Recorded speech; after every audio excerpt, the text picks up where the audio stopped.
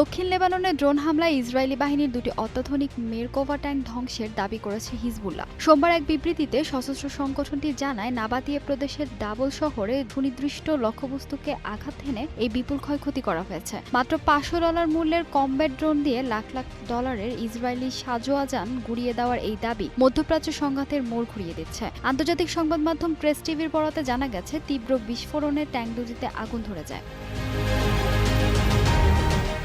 শুধু ট্যাঙ্ক ধ্বংসই নয়, গত 24 ঘন্টায় হিজবুল্লাহর ড্রোন ও ক্ষেপণাস্ত্রের জোরালো আঘাতে প্রকম্পিত হয়ে উঠেছে পুরো সীমান্ত এলাকা। লেবাননের সার্বভৌমত্ব রক্ষা এবং ইসরায়েলি আগ্রাসনের দাঁতভাঙ্গা জবাব দিতেই এসব হামলা চালানো হচ্ছে বলে সাফ জানিয়ে দিয়েছে সংগঠনটি। বিশেষ করে সীমান্ত অঞ্চলের জাল আল আলাম সামরিক ঘাঁটি সহ লেবাননের বিভিন্ন পয়েন্টে ইসরায়েলি সেনা অবস্থান ও যানবাহন লক্ষ্য করে একের পর এক আত্মঘাতী ড্রোন ছোড়া হয়, যা তেল আবিবের জন্য বড় কৌশলগত হুমকি তৈরি করেছে।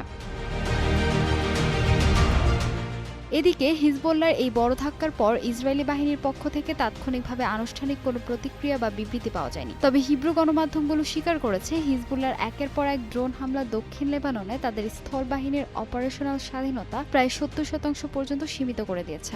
গত এপ্রিল থেকে শুরু হওয়া এই চলমান রক্তক্ষয়ী সংঘর্ষে লেবাননের স্বাস্থ্য মন্ত্রণালয়ের তথ্য অনুযায়ী নিহতের সংখ্যা ইতিমধ্যেই 3000 ছাড়িয়েছে। নতুন করে ট্যাঙ্ক ধ্বংসের এই ঘটনায় সীমান্ত জুড়ে এখন চরম উত্তেজনা বিরাজ করছে।